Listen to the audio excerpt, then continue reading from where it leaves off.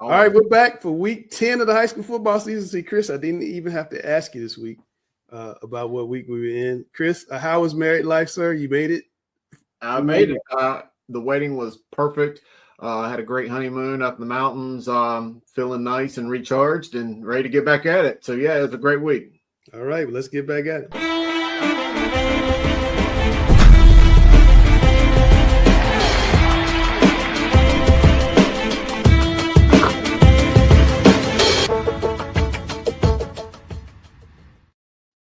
Chris, I always ask you what caught your eye during the week, but something caught my eye over at RJ Reynolds. They had started 6-0. They lost the last 2 games by blowout. And during Friday's game, the head coach's wife posted that basically they were calling for her husband's head. Your thoughts about that? Well, I think I hate that this happened. I know Coach Davidiak really well. He has done a phenomenal job at RJ Reynolds. And I think before some of these delusional fans start to lose their mind and lose all their stuff in the fan stands, one, they need to realize that coaches' wives and players' families are there and have a little decency about themselves. But you need to realize that in the 6 seasons, like Coach Davidiak, in the 3 years he's been there, he has won more games than Reynolds had won in the previous 6 seasons before he got there. In fact, he is going to have a winning season this year. This Demon team is pretty good. Reynolds has not had a winning football season since 2009. I feel like I'm channeling my inner Alex Bass because this is foolishness. Reynolds has a great coach. The AD knows that he does. I know the people at Reynolds. I've known that school, the administration, the AD, their class act people. I know that they're dealing with things in the right way. But for fans and parents or whoever it is to throw that nonsense out there when you lose to 2 of the best teams in the 8A and 7A respectively, everybody's losing to Reynolds and Reagan and West Forsyth this year. It ain't nothing to do with you. Reynolds has done a great job of getting back to where, you know, they want to be. They've got this beautiful new stadium. Coach Davidiak is a really good young up-and-coming coach, and I guarantee you that if Reynolds did something crazy and got rid of them, there'd be a lot of schools that would want to have him on their staff. I know his brother's at Valentine Ridge. That's a good family. It's just nonsense. Gary. Well, fans are going to be fans, and I can understand a wife taking up for her husband, but, you know, that comes with the territory. And I've been a head coach and, you know, as well as an assistant coach, and people are going to say things about the coaches, and you have to tell your family members ahead of time, they got to tune it out, or at least they got to ignore it. Mm-hmm. Because now that they know they can get under somebody's skin, they will continue to do it. So, you know, I know passion and all that kind of stuff is involved here, but I would advise the family, you either got it, if you can't ignore it, don't go to the game. I had to have that talk with my wife. Hey, you know where the parents sit? Don't sit over there because they're going to talk about it. Wait, ding, ding, ding, ding, ding. The start of the show once in. Go ahead, Sam. It's all yours. No, I think that, you know, all coaches need to take this into consideration. You know, we all have young ones that come to games, and it's very important that they want to see their father, you know, or whoever's coaching, coach. And one of the best advice I've ever had was if you want to come to the game and really enjoy the game, don't mind sitting on the visitor side. Sit on the visitor side, and you'll realize how good of a coach you really are. And sometimes that's hard to do, but when you do those things, it protects you. And you're going to see new people every week. You're not going to build any type of expectations of negativity on other situations because you don't want, I mean, everybody's passionate about the game. The best thing you do is remove yourself from the situation. And I know that sounds sad, but that's just the way that we live in now. I mean, won a state championship last year and I still get ridiculed every game, which is fine. It don't bother me, but it does bother my 12-year-old daughter. It does bother my 11-year-old daughter. It bothers my 3-year-old son. Like, Daddy, why don't they like you? I'm like, it's just they're passionate for their kids, and it's okay. But just go sit on the visitor side, and you can realize the game at a different advantage from that viewpoint. Absolutely. That's a great idea, Sam. Absolutely. They'll put a bow on this for me. Buckle up. All right. First of all, there's a reason I don't sit in the stands at high school games. I had to do it early in my son's career. Yeah. When when we visited. I ran chain crews, but I had to sit in the stands. Yeah. And I will not sit at any, I don't care if it's a visitor side. I don't like to sit in the stands because of this exact reason. And the thing is, Sam, it gets worse when things get worse. And what I mean by that is if you look, once you start losing a few games, it amps up tremendously what gets said in the stands by ignorant people. Now, I would turn and question them and ask them, how many times have you watched film this week? You know, can you tell me what they look at the down and distance and tell me what the other team's going to run right now? So what defense should you be in, or vice versa? I had to give all that stuff up, but it really put a bone in it for me when after a game, I had gotten some local restaurants to host us as a boost through the Booster Club to host the teams, and we're sitting in there eating our pizza, getting our pizza to come in, and I hear a parent telling the son how bad the coach was and the calls the coach was making. Yeah. And I ended up having to have a speech to everybody about how they are as parents, you're part of the team. Yeah. And you can't expect the team to do better if you're undermining the coaches. And I told them, and the coaches walked in when I was delivering these words. I told them, I said, look, if you don't like the coach, it's fine. At the end of the season, lobby to get the coach replaced. But during the season, we got to hold this ship together, or we're just going to lose more games. We're not going to do well. So that's a good point. To me, one coach is not being ridiculed right now is Mr. Ward over at Providence. They had a big rally, and you were there when they came back against Palisades from 28-7 down. Tell us about that game. So, what a game. I always stand on a sideline for a half and go to the other sideline. And typically I stand on the visitor sideline first and the home sideline second. I did it wrong this game because I'd have loved to have been on that Providence sideline as they rallied back. Providence was in a situation that, I mean, quite honestly, I don't think anybody at Providence would deny this. Palisades was dominating the game up until early into the fourth quarter. This was Palisades' game, and Palisades kind of let up. And what happened with Providence is Providence never let up. And if you want to look at things and what you got to do in games, you got to finish. And even when things are down, you got to find ways to finish. And Providence found ways to finish. Exciting game for Providence, a highly disappointing game for Palisades to lose this way. Providence to win this way. I didn't look and see, but if you've shown that tying touchdown catch, it's coming up. It's coming up. So we had Coach Simmons on a week or 2 weeks ago, and that was the main thing he harped on, was being able to finish this season as opposed to what had happened in the past. Look at that catch, guys. So the thing is that I've seen them in 3 games, Gary, and they didn't finish, and this is it here. Yeah, watch this catch, guys. Watch this one. Oh, not that one. No, it's not this catch. He makes a nice little juggling catch.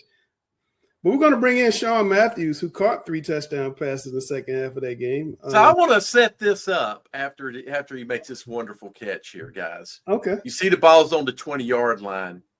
So you want to talk about a player hurting your team. The play, I believe it was the play before that. Palisades stopped Providence. And in all likelihood, that would have been the game. But instead, a player, which happened several times Friday night, let himself get into an unsportsmanlike conduct call, just gave if Providence needed any more life, they got more life. Well, they got life. Let's ask this guy. How did we do it? How did you come back from 28-7? How did Coach keep you guys from not putting your heads down and make this rally? I mean, you said it. Just don't let up. I mean, it just comes down to believing. So it was fourth quarter.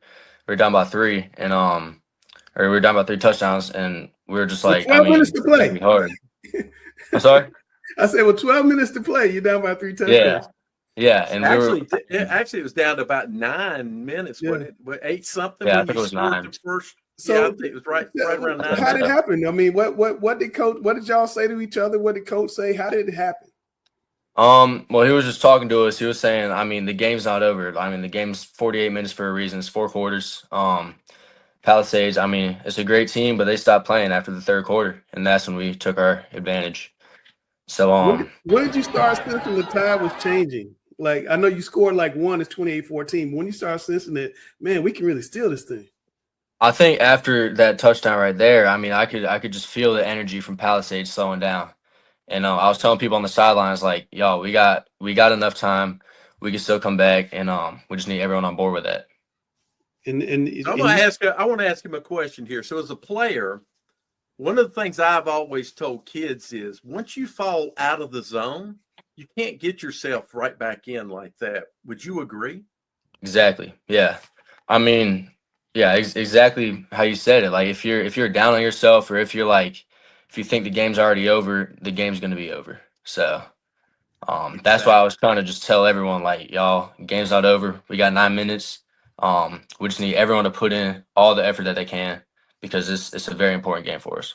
Sean, but I want to know, even though you guys were getting beat, you guys never played like you were getting beat. I'm going to say that as your body posture and the way that you played, you never let yourselves get beat. That's yes, sir. I think. Yes, sir. Sean, I want to ask you before I let you go, 10 years from now, when you're at the bar play high school football, what are you going to tell them about this game? Because nobody's going to believe you caught 3 touchdowns in the 4th quarter. I'm gonna just tell them, like, I mean, it's all about the momentum. We had no momentum, and it's just, someone's got to take charge. So I was like, I mean, it's a team effort at the end of the day. I'm gonna tell them about Colton Bogan. He got stuffed up very last play of the game in overtime. Still went and scored the ball. I'm talking about A-Rob too on the onside kick, because that's what really made me believe, like, yeah, we got this in the bag. So it's a group effort. It's not just one person. That's what's up, man. I love that answer, man. Best of luck to you guys. You got a chance to win the conference championship first time in 5 years. Sure. How cool is that for you guys? I mean, it's a great feeling, but we're not there yet. We got Valentine Ridge, and then we got AK. Those are 2 very good games, so I can't wait for that. All right, but listen, man, good luck to you guys the rest of the way. Thanks for joining us, all right? Sir, thank you. All right. I love that answer. All right, we got to bring I in need to send you that onside kick, Langston, in case you want to clip it in there. Yeah, we gotta bring in the big man from Huff, Jarvis Potts, committed to Appalachian State. You guys had a classic trap game on Friday. You got Mars Park coming up, but you got South Meck, which you won 6 in a row. They was hot coming in. How'd you guys stick to the script and handle business against South Meck on Friday? We really went in the week into running that football. We ran that football hard this week, and we shut them boys down. And we did what we had to do this week. You know what I'm saying? That's what I had to say. Is there something different about this Huff team? Because we've seen a lot of Huff teams do really well and dominate the regular season and get to the playoffs and come up, just a little bit short. One play last year, one play short. Is there something different about this team that's going to make it better? Finishing. We're gonna be finishing this year. We're gonna finish this year. We're gonna end off with a ring this year. Promise you that. Promise. Now, why are you promising? Look at your quarterback. Look at your quarterback, Renner. Why are you promising that? Man, we're moving different this year. I just feel it. Everybody's just all together. We getting locked in. Absolutely. What was it about Appalachian State, great school, that made you decide to choose them? They were showing the most love out of all the other schools that offer me, and that's the right place for me. Family went there, my uncle went there, his wife went there, and his daughter also went there. So I feel like that's just perfect for me. I mean, you're a super legacy up there. Yeah. Jarvis, I was up there yesterday and things didn't go so well. You think you can step right in and plug a hole on that offensive line up at that? Yeah, I'm locking it down. Like I'm telling you, when I get up there, we changing it. We changing it. All my boys, all the 26 O linemen that committed. When we get up there, we gonna come up there and we're gonna get up there and get ready to work. Now before you go up the hill, Mhm. before you go up that big hill, what is your plan against those two defensive ends at Myers Park this week? Because they are both major D1 players. Yeah. And they got a lot of notoriety. How do you plan to address that? We gonna shut them boys down. We got the right tackle and the left tackle. We gonna get the boys ready this week. Work real hard this week and get ready for them. Shut them boys down.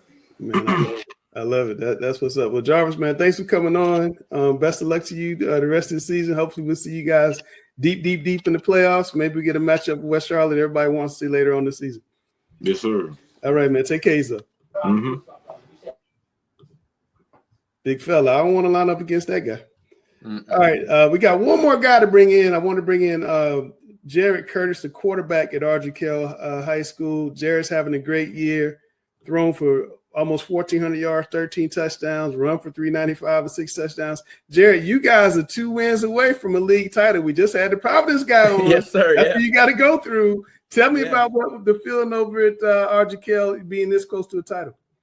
We're just focused on the next week. We had some tough losses early in the season that just help us rally and get focused on the next games coming up. But we always just try to stay just focused on the week that's coming up. I mean, obviously, I'm excited to go against Providence for whatever could decide. But yeah, I'm just nerves are hitting. I'm feeling really good. Got those nice butterflies, so it's gonna be fun. People don't realize, I think a lot of people don't realize how big a rivalry that Providence RGK game is. It's very much like a Butler Independence or a Providence Day Charlotte Christian. Tell us about how big that rivalry is and why it's so big. Yeah, it runs deep. So obviously, when AK opened up, it split all the kids there, and then it just from there just spiraled out of control. I mean, it's a lot of fun every game. I mean, last year we played at for the Patriot Bowl up at the Memorial Stadium, and that was a lot of fun. Yeah, it just runs deep. It's been for a long time, about 20 years or so now. So it's a lot of fun. Tell me about your brother Jack. He was a stud at RGK. Yes, he's sir. undergoing cancer treatment and setting records right now at Carleton. Yeah, College. he's a tough MF. we got to beat that one, but go ahead. Yeah, it's just really inspiring to see. It makes me proud to say I'm his younger brother and that I can look up to him as the man he is. Does this surprise you? He's able to go out there and do that. I mean, he's getting high not at all. Nothing could get him off that football field. He loves the game way too much. Yeah, his preparation and his heart and love for football is just it's other level. Like he's a dog. How much does that inspire you to go do what you do on Friday nights? Great. I mean, he watches all the time with his teammates up there. I loves to feel that he's watching, and it inspires me a lot to be a better man. And it's like when he's going through all that, he has treatment on Monday, has to rest for 2 days, and then walk through Thursday, practice Friday, then play Saturday. Yeah, that's a lot. That's a lot on a man's body. So yeah, it always makes me go one more rep, push a little harder. Absolutely. Well, man, Jared, thanks for coming on with us. Good luck to you. Hopefully we'll see you in the Providence game in a couple of weeks with RGK and maybe have you back after Big W. That should be one heck of a game. It's one of the best rivalries around. I tell people all the time. So again, best of luck to you and thanks for coming on. Thank you for having me. All right. And you gotta love that guy's passion, Guru. I can't call you Guru, but you gotta love that man's passion. Absolutely, and they're really getting after it. And I'm looking forward to that game here in a couple of weeks. Potential showdown with them in Providence, right here in my backyard. So that should be a pretty good one. All right, before we jump away, we got a couple quick hits. Huff one, as we discussed, and then we had the chance to talk to Samari Matthews, the Texas recruit, after that game. We definitely did good. We came out here and did our execution. Didn't let the distractions for homecoming this year night stop us. Came out here, held them to 10 points and got the win. Obviously, a great defense last year, great defense again this year. What's the future hold for you guys? It's kind of just what Huff been doing for the longest. So, we just got to carry on the tradition. But Coach Chach and Coach Bird and all them, we just listen to their coach and they continue to be great. What has made this group so special this year? Definitely the brotherhood. We got a lot of returners from last year. So, if we just stay together and continue the brotherhood on and off the field, I don't think nothing can stop us. And having seen last year, I would imagine there was a lot of unfinished business coming into this year. Did you feel that way? Yes, sir, most definitely. We always get close to the hump, but I think this is the year we can finally get over and prove the world. And I know you've played Myers Park before, but conference game and probably for the conference championship. How big is this next week? It's definitely a big game. We're not going to take it lightly for who they are, but at the end of the day, they got to see us at the 50. So we just take it one step at a time.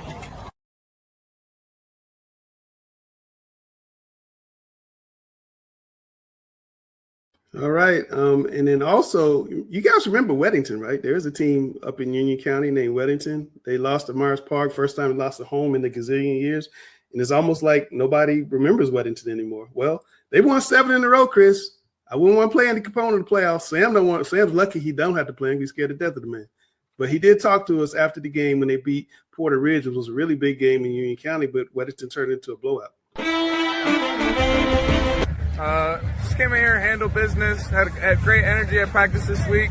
Still got to clean up a couple of things, penalties, and just mental errors, but I think we played a pretty dominant game. Just got to keep moving forward. Coach talked about how important this game was because of the way the conference standings are. What do you want to take from this game, you and your teammates, to take from this game moving forward with your final game of the regular season next week? We always want an outright conference win. We don't want to share with anybody. We're selfish when it comes to that, and so this game was definitely important to show that who the dominant team in the conference is. Yeah, we had a great week of practice. Kids had a lot of good energy. Coaches put together a good plan, and our kids are playing at a high level right now. So, we knew this was a big one in the conference. They were in the 2 spot. We were in the 1st spot. So we got to make sure that, we keep the conference title outright back at Weddington, and our kids answer the bell. What are you hoping you guys take from this game? Yeah, there's still things we got to work on. We played very well, but we still had too many penalties, too many second and 20s, first and 20s. 3 turnovers isn't great. A couple of them are on me as a play caller, but we got to think there's always things we got to work on as we get ready, for the playoffs.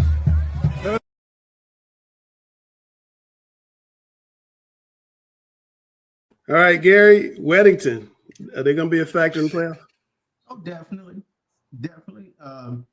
Looking forward to, that triangle of Weddington, Grimsley, and Independence.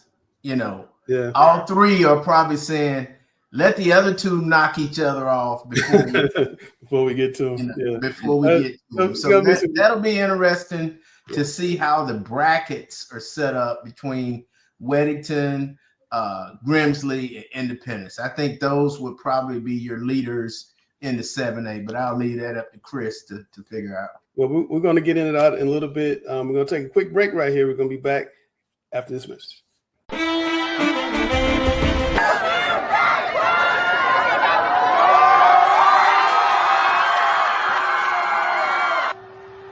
Every week on Thursday and Saturday morning, get the latest in high school news from around the region in the Charlotte Observer's free newsletter, Talking Preps, the newsletter. Make sure you sign up now.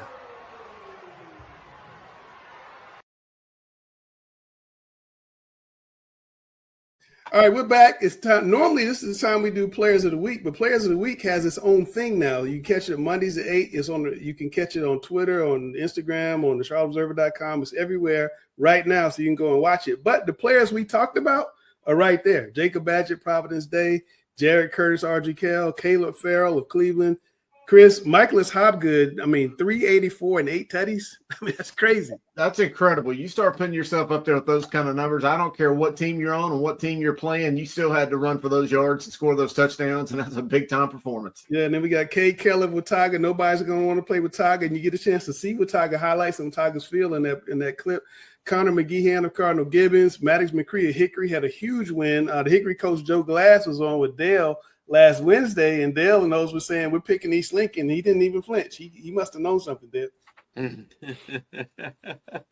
Man didn't flinch. And then we got no, he didn't flinch. You got to have confidence. And he has confidence in his team. He had confidence. Landon Perry, that's right. Wake Forest, Jared Street of Independence. Every time I talk to DJ McFadden, he says Street is a dude. Every time I talk to him. Jaden White of Huff, who came on the show, he had a great game, stepped in for a guy going to Miami. Then Nathan Dowdy of Hickory Grove just had one of the best performances in school history. So all those guys are featured. Go find the clip. I'll try to put a little link up there. Go find the clip.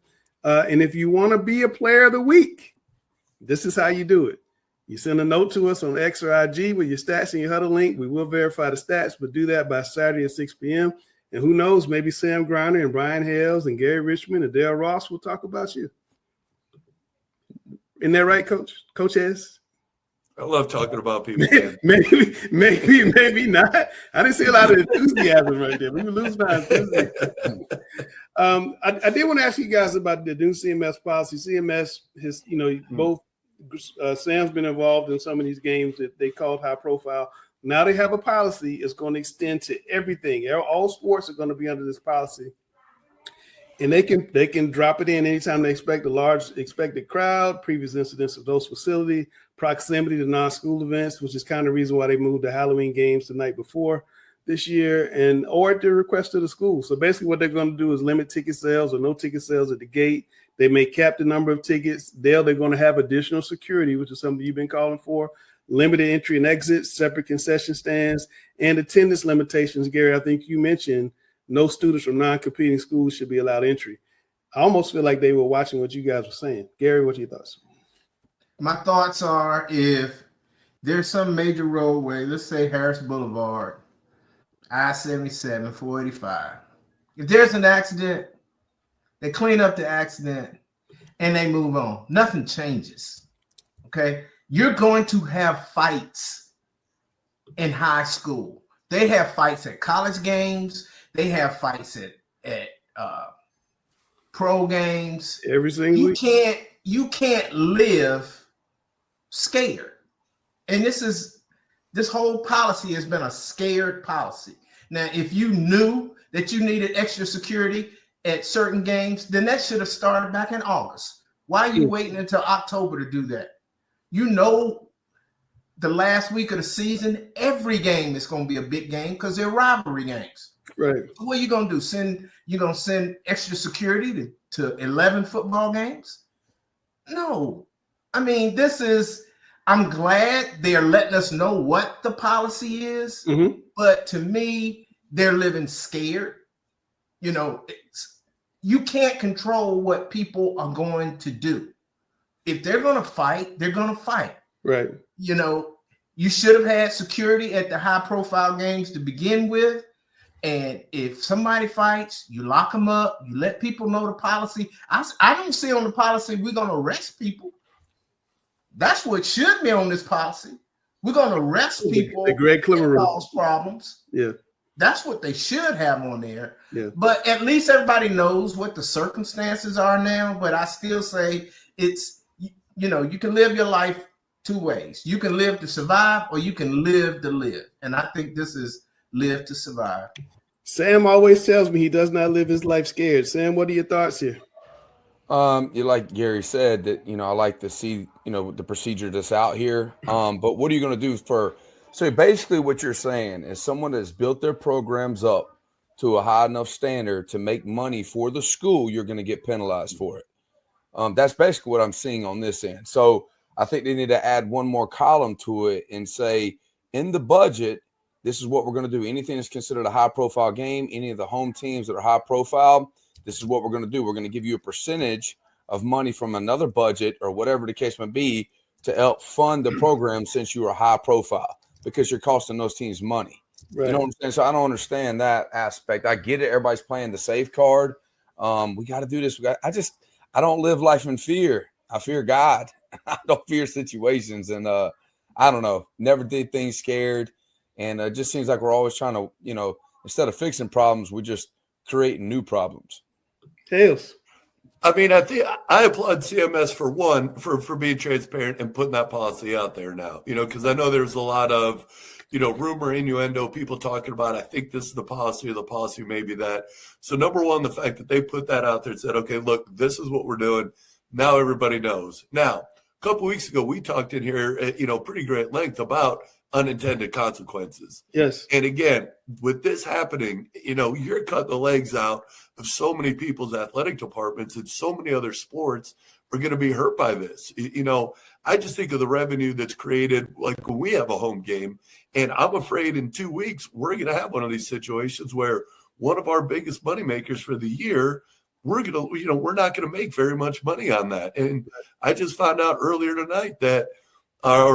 this week that our game with Ballard Creek is going to be limited. And that's a shame, because I've been fortunate enough to be a part of some of the biggest games that we've had in CMS in the last 20, 25 years. You guys all remember some of those crowds down at Memorial Stadium, and, some of the games that we played over at Providence and things like that. And there's nothing like it. Like, I remember pulling in on the buses in 2009 when we played Independence over at Providence in the state semifinal.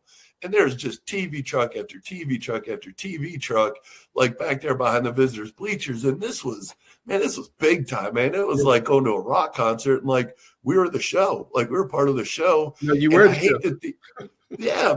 And I hate that these kids won't be able to have that experience. Yeah. I just wish there was another way. And Gary, to your analogy though, like, no, they're not going to shut down 485, but if an accident happens at the same spot on 485, eventually you're going to have to do something at that spot. Now again, like what exactly is determined? Like our game with Ballard Creek, like I don't know. Like we've never had a history of bad blood with them. Like we've never had a history of incidences with them. So it's disappointing on that end, because this is a big game for our kids.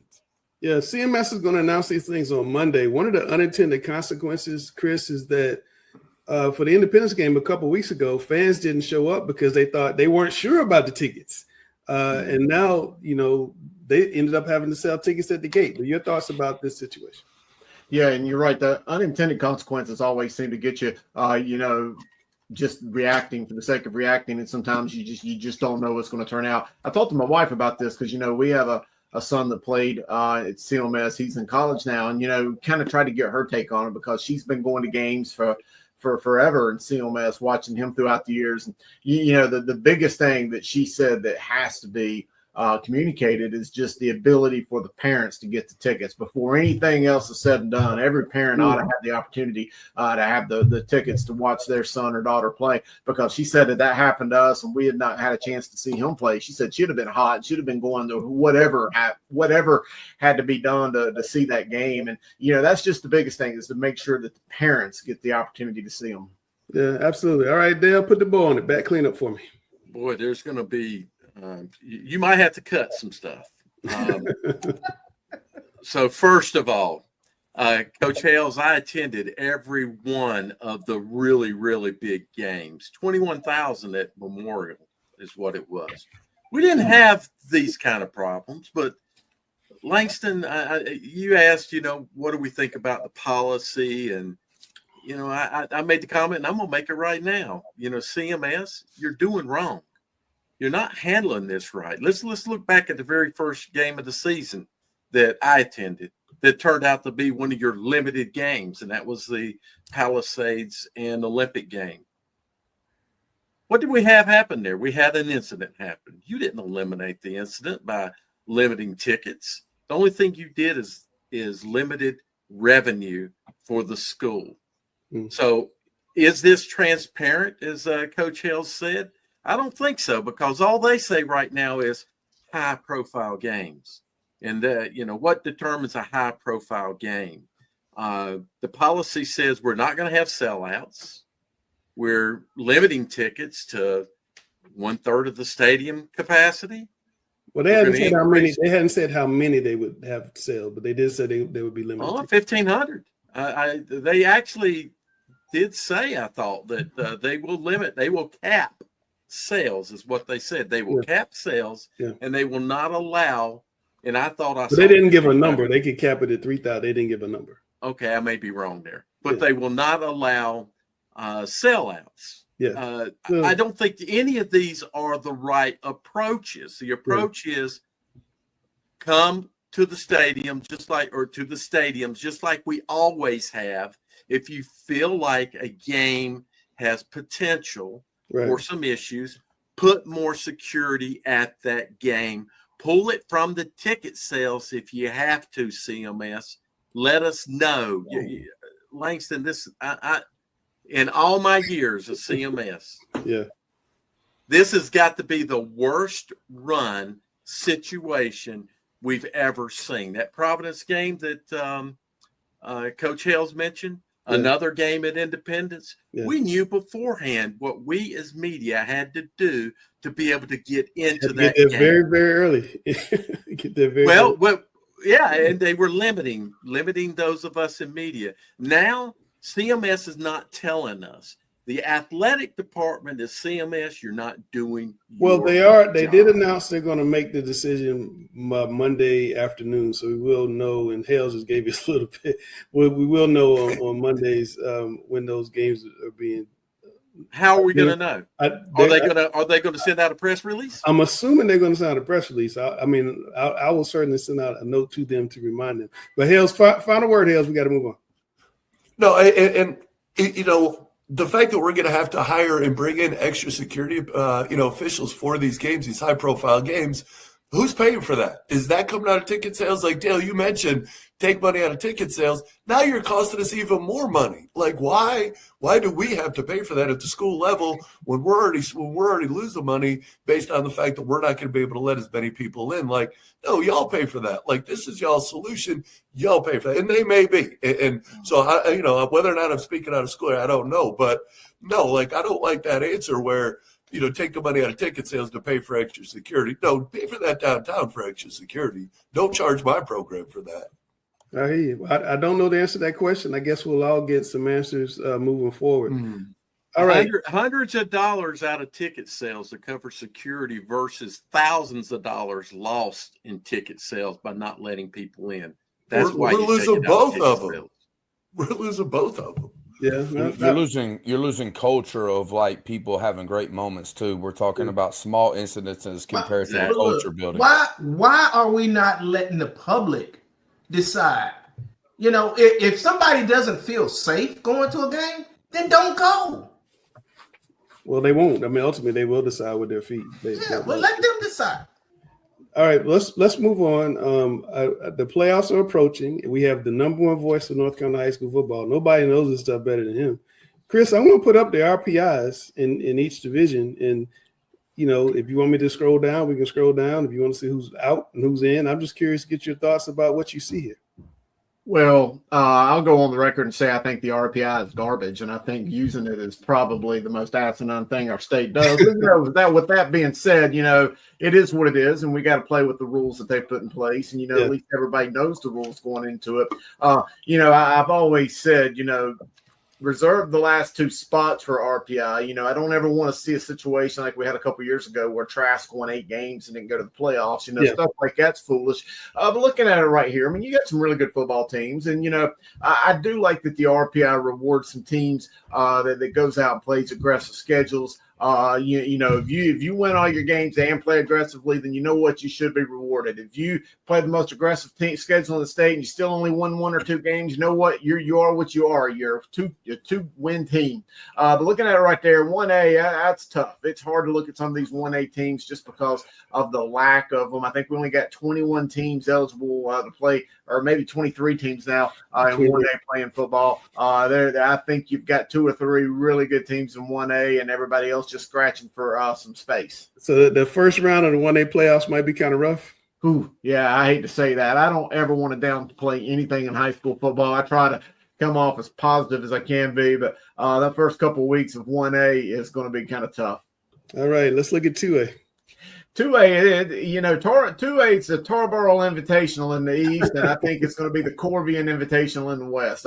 There's still some really good 2A teams. Look at Starmount right there. Starmount, that Mountain Valley Conference between Starmount, East Wilkes, and Allegheny. Those are three really good teams right there. So I'm anxious to kind of see how they kind of traverse to the playoffs, because I think they're a little bit of an upper echelon. Of course, we saw that 1-point game barn burner between Corvian and Community School of Davidson. I saw Community School of Davidson the other week. Yeah. Man, they are really good. I seen Corvian earlier in the year. They are really good. I know Coach Hales can talk about them. 2A gets a little bit more interesting. You got a lot more rivalries and a lot more really good teams. I think that'd be kind of fun to watch. Yeah, I was looking at those teams down on You the can bubble. see, too, like Corvian's way down on the RPI, and there's no way they should be around 7th or 8th. Their strength of schedule, which is not accumulated.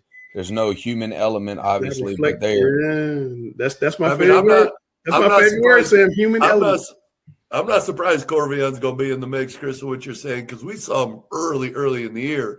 It goes week 2, and again, they lost a bunch of kids from last year, but just a ton of young talent, and again, think of the world of Coach Emil as a coach and the staff he's got there. So not surprised at all to see them making a lot of noise here. All right, Chris. If I'm in the 3A, I'm looking at my record. I'm Hendersonville. I'm James Keenan. I'm 7-1. I got the best record in the thing, and I'm looking up at 4 or 5 teams in front of me. And Pender's the best record in Lewisburg. They're all looking up.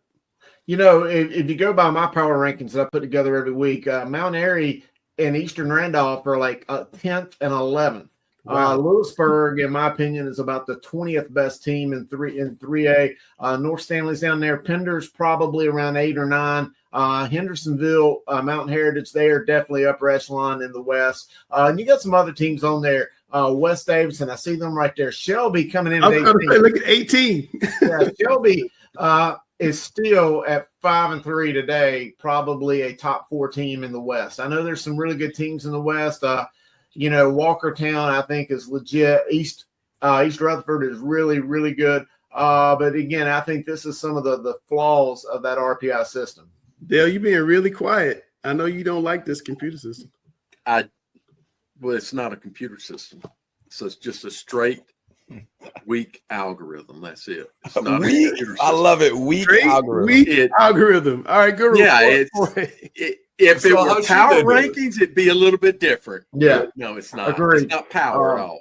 Who's seeing all these teams 4A shape up to be about the same? I still have Brevard number 1, Reedsville number 2. High Brighton is really there. Central Davidson's a team that I have really started to look at in recent weeks. Coach John McIntosh, they really do some interesting things with their little double wing, hard to stop. There's some really good teams in there. West Craven, I really like them coming out of the East. Some teams that I saw you kind of pass up already. I'm sorry. Newton Conover, man, they're a team that I didn't know what to expect going into the season, but they've done nothing but win. And Stuart Kramer shocking Lincolnton this week. What a big win for them. Man, I did not see that one coming, Chris. And the way they beat Lincolnton was shocking as well. I mean, it was just absolute blowout win. Hales is trying to comment on something. He's saying, how do you see everybody? You know what I'm saying? That's a great point. Like, how do you see everybody? Right, because I understand we don't love the RPI, but like there's got to be something just subjective, I guess, about it. Like, because nobody except for maybe Chris Hughes is going to see every one of these teams play. So a lot of times, like we're saying, the human element, like you're just basing that off of teams' previous history with your uniforms. No. How does the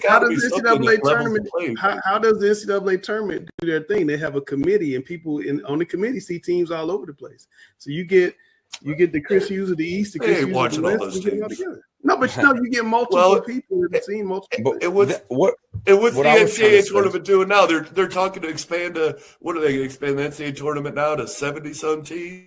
Makes a lot of money. 80-some teams. Makes a lot of money. Just keep letting more people in. Like, what the heck? Makes a lot of money. Chris, what do you see The only problem is that how do you get enough people that can devote the time to watch enough that can be on a computer? No, I'm saying you have a combination of the two. I'm not saying one. Yeah. Chris, the NC2A can do it because those people, that's what those people get paid for. Yeah. To cover sports and so it's And hard. you said all these people are qualified to judge a football team. We have a football coaches association. I'll remind you guys. I agree. They need to be a little bit more vocal, in my opinion. Chris, 5A, what do you see here? I see a bunch of really good football teams. I like 5A a lot. Crest is my number one team. They're right there in the mix. I think Hickory is right there. I know South Point beat Hickory. I feel like if that game went 10 times in a row, I like Hickory's chances by 7 or 8, although South Point's really good. Just a bunch of good teams. J.M. Robinson, I watched them week 1 at the time just get thumped by Myers Park. Well, hey, that Myers Park loss don't look too bad anymore. Robinson's really good. Northwest Cabarrus, I really like them. Northwest Cabarrus, I think, is on the early end of a 2 or 3 year run where they're going to be really special. Good-looking team. Franklin in the West, I think, kind of gets left out because they're so far west, but I think Franklin's a team that could really hurt some feelings. And then you've got some teams coming out of the East. Rocky Mount, I see them right there. Rocky Mount may be my kind of under the radar team in Eastern North Carolina that has a chance to go all the way because they play offense and some serious D. All right. Well, that looks like, that looks like when we talk about 7A being tough, that classification could be really, really tough. No doubt. As the playoffs roll on. And we're going to call up 6A here in Jacksonville. Chris is a top team in the RPI, as you're going to see right now.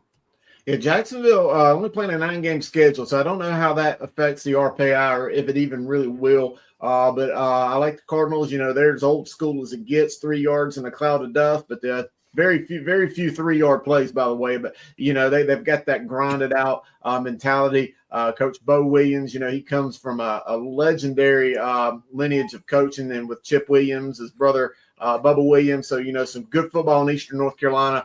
Watauga right there, that's going to be tough if Watauga gets home field advantage because we know that going up there in December could be a tough deal. I really hope that we can see, a fifth-round Watauga, Ashbrook kind of game because I think those two teams are exceptional. Northern Guilford, they've had a good run as well. Again, just some really good teams. Let me throw a quick wrench in this. Sam, Charlotte Catholic. This happened to you last year. You played all those 4A teams, then you went and played 3A in the playoffs and speed limit slows down. What happens when Charlotte Catholic gets away from all the 8A and 7A and jumps to the 6A playoffs with the pedigree there? Yeah, I think that it's hard to take that many losses though and keep the camaraderie going. They got to find themselves and get into some type of winning structure. Mm-hmm. If you go in stumbling into the playoffs, it's going to be a little bit tough. I still think those teams at the top can give them some havoc and it'd be hard to overcome. But say they lost 3 or 4 games early and then they got on a 5-game winning streak and they started hitting their stride, then they could be a little bit more dangerous. But they're still struggling a little bit, and I think that it's going to be hard to see a deep run as of right now. They got Culbertson and Piedmont coming up. Those are 2 winnable games. They can definitely get on the little high street coming up. Chris, here we go with the Fight Club, the 7A. What do you see here? Who's naming it the Fight Club? Like, hold on. I stole that from Chris. Grace. Grace, it's time, baby. Come back. I know you watch. Come back. Yeah, I agree. 7A is where it's at in regards to a lot of really nasty, dirty teams that just are all really good. It's going to be interesting. Cleveland right there, all they do is just win. I don't care. I will never pick against Cleveland as long as Scott Riley's there. He's one of the best coaches I've seen. Freshman running back, freshman quarterback, it don't matter. He still gets 10 games to win a year. That's just automatic for him. He's kind of like Andy Capone. Grimsley right there, we know all about them. Gibbons is a team. Larkin, we had the little segment with Capone. I think he's right where he wants to be. Nobody's talking about him, and he loves it. That's still a team you're going to have to deal with. We know Indy's what they are. Reagan is really, really good. Reagan might have the most nasty defense I've seen. I really like them. I saw Mooresville Friday night. Mooresville, they are really good. I mean, really, anybody on this list who is not good. Even Davie County right there at 16. I know they lost to Mooresville Friday night. Davie County is one of the toughest, just physical, gritty teams I've seen this year. Even in the loss, they're not on the elite level of a Mooresville, but they're a tough team. Just everybody, even as far down as Hillside right there at 22nd. I got a question, Chris. Not to interrupt you. I got a question. There's this team in Matthews that is 4-4 sitting right there. Nobody really expected them to do a whole lot. Got a couple games coming up.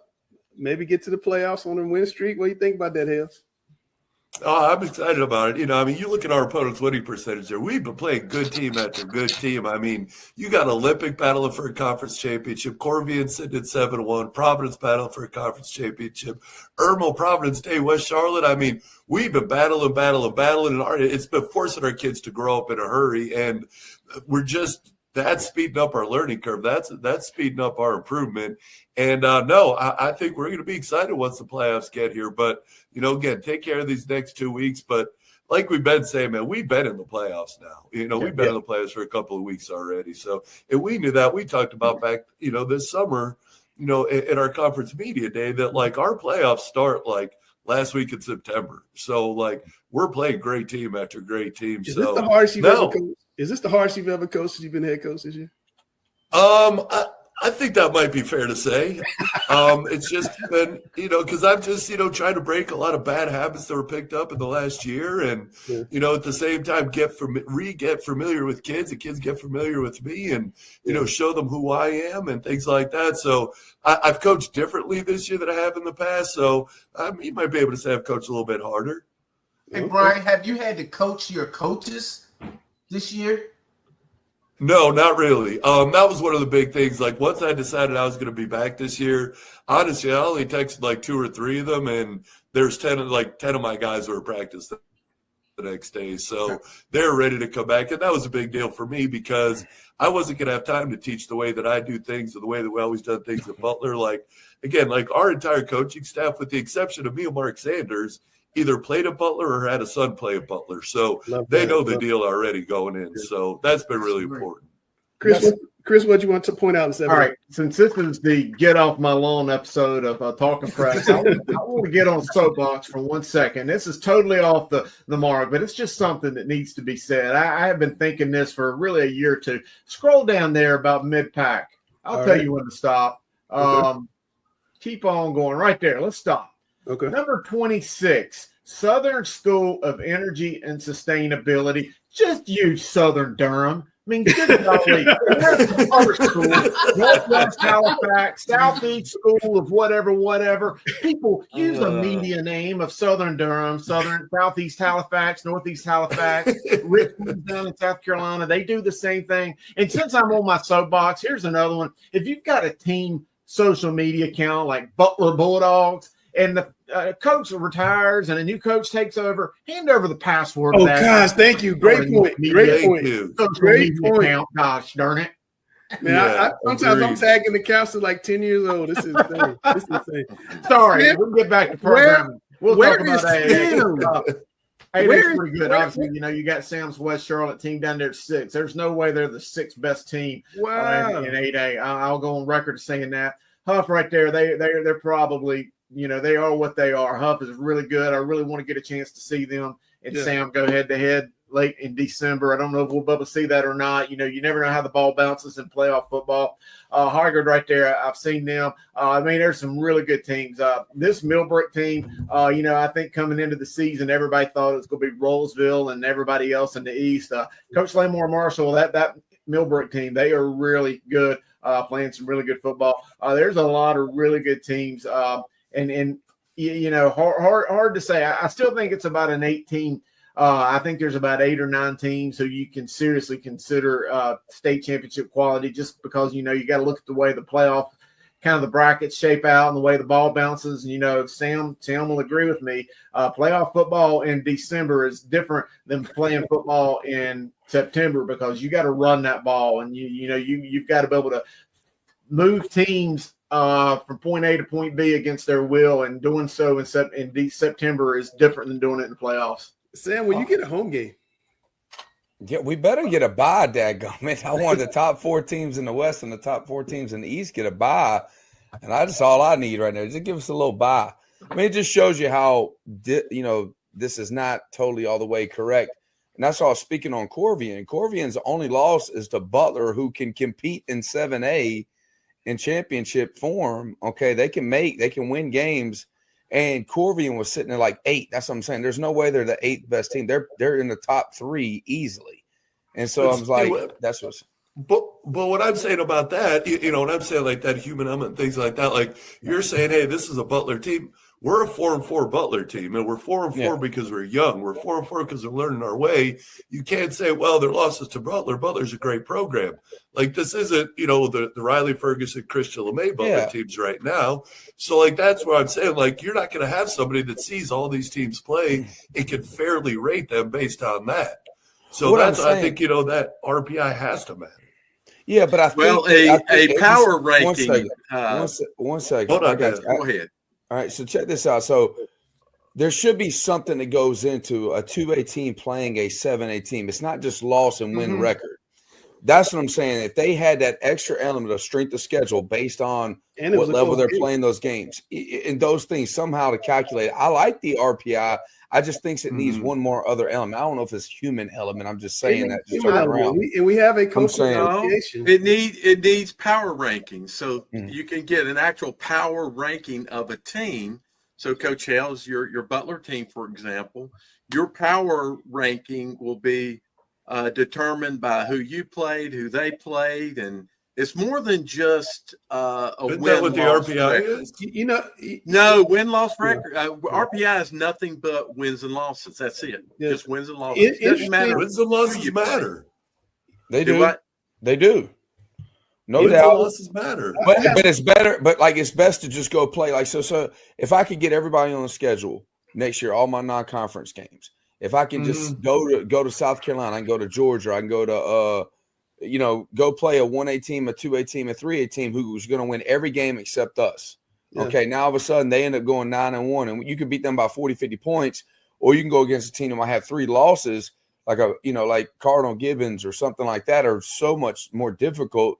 If you could schedule that, that's the key of how getting a better RPI.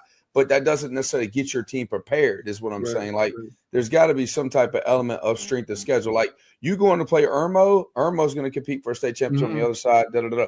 But, I thought it was smart when you played Corby, and that's going to really help your RPI. And it was a tough game and tight game. But it's really kudos to Corvian for going up to try to play that to see where they're at. It did not help Corvian in their RPIs, what I'm saying. And what's going on here, it hurt them. Because y'all are 4-4, but that was probably the toughest game that they played all year. But it was a dumb decision based upon the way that they're doing the ranking. One thing I like to see, just as a thought experiment, if Dale and Chris would do it, like just take one class, like both of you guys take one class and show me what your playoff pairings would look like, and we could put yours against the states. Maybe like 7A and 8A. That'd be really curious. I love to see what that looks like. It's time to go. Let me answer Coach Hale's point about the wins. Now remember, y'all get on me by the show being long. I'm just trying to keep going. Well, I won't be long. Wins and losses in a computer generated power ranking will be factored in. So your wins and losses against more powerful teams carry more weight than let's say an 8A team goes out and plays 9, I know this is not possible, but played 9 1A teams and they win all of them. So RPI wise, they're going to have a tremendously nice RPI if those 9 teams they played also have good RPIs, etc. But so maybe add a multiplier based on classification. I guess so. Not just classification, but who you played. That helps though.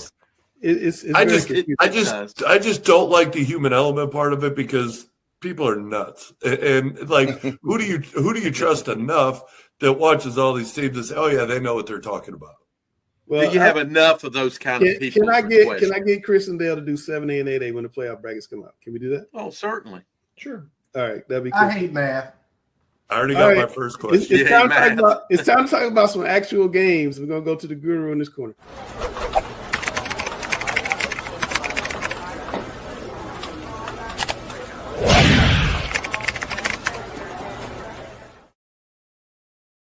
All right, I want to go quick because I know we're running long in this show, and I want to get everybody home for the evening. But I do have big 3 games. There was really about 4 I wanted to talk about, but there's 3 that I'm going to talk about here. West Forsyth at Reagan. We've mentioned them, earlier in the show when talking about RJ Reynolds. West Forsyth, they are a bona fide top 8, top 9 team in 8A. They are a really good team. Coach Kevin Wallace has done a phenomenal job in the 4 or 5 years since taking over for Coach Adrian Snow. It's always been a year in, year out a top program, dating back to state championship appearance in 90 and some other really good runs along the way. Just a great program. Reagan, Josh McGee, the head coach, he was the quarterback of that West Forsyth team back in 98, 99. Great team there as well. So this is a game. Again, I've mentioned it. Reagan maybe one of the best defensive teams I've seen in the state. Just phenomenal. I think this is going to be a great game. These are two really close rivalries. I'm not going to say they don't like each other, but there's definitely a heated aspect of the rivalry. I've been to a few of these games over the year. One of them was decided by a blocked kick in overtime a couple years ago. So, this has the makings of being an overtime game or a really good barn burner thriller kind of game. So if you're up there in the Triad, this is definitely one to take advantage in seeing. Kind of heading over there to the Raleigh area. Rocky Mount, I mentioned them. They are playing a lot of offense and defense. That's just a team that is just kind of buzzsawing through some really good teams. Beat Southern Nash this week. Good gosh, I think they beat Southern Nash and then Wilson Hunt the week before. So I think this Rocky Mount team, they're playing Wilson Hunt this week. My bad. I look at way too much football over the course of the week, but it's okay. But this Hunt team, they also beat Southern Nash. They are a really good team. Coach Juan Jackson, he played for Hunt back in, I think it's 83. Really good team. He's really been building that program the right way. Wilson Hunt's kind of been up and down, but, back in time, especially in the 80s and 90s and some of the 2000s, that was a premier old 3A school team coming out there from the Big East. So I think that's a game that would be worth watching. And then Burlington Williams, talk about a battle of Alamance County, Eastern Alamance or Western Alamance, my bad, Western Alamance and Burlington Williams. Man, I need to drink me a sun drop. Burlington Williams, Western Alamance. So Western Alamance, they beat Eastern Alamance 17-14 in overtime a couple weeks ago, and then they had Williams had a slugfest with Eastern Alamance last week. So, you kind of got that trio of really good teams there in Alamance County going head-to-head. I really like this one here. So go over there to Burlington Memorial Stadium. That is like one of those enormous stadiums there. Used to be the home of the Elon Phoenix, or actually the Elon Fighting Christians back in the day. Huge stadium, great environment for football. You should go check it out. All right, everybody get a sip of sun drop because we're going to see what Cam's talking about on the Metro games, and then we'll be right back.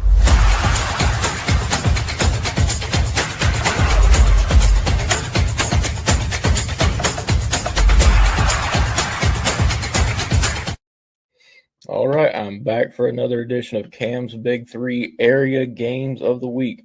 First off, we got Crest at Ashbrook. Look, the Green Wave over at Ashbrook, they have absolutely been rolling. 8-0 record, but biggest test of the season coming up so far. Crest ranked first in their classification. I think this could be a really high-scoring game. I mean, the Green Wave defense has been really strong this year, but, Crest puts up over 45 points a game, so if it's really going to be a battle of wills. If Ashbrook's defense can hold them under 35, it could be a good game. But look, if Crest scores more than 40, I think they're going to win this game. Then going down to Lake Norman, Davie County comes in after taking a thumping to Mooresville. After beating Statesville 2 weeks ago, people thought Davie County might be kind of turning the corner, if you will. But after a big time loss to Mooresville, they kind of got don't want to really say put back in their place, but look, because Mooresville's very good. But look, Lake Norman's also going to be vying for that crown to be considered the best in Iredell County. It's a big test for Davie County, but I look for this game to be kind of close.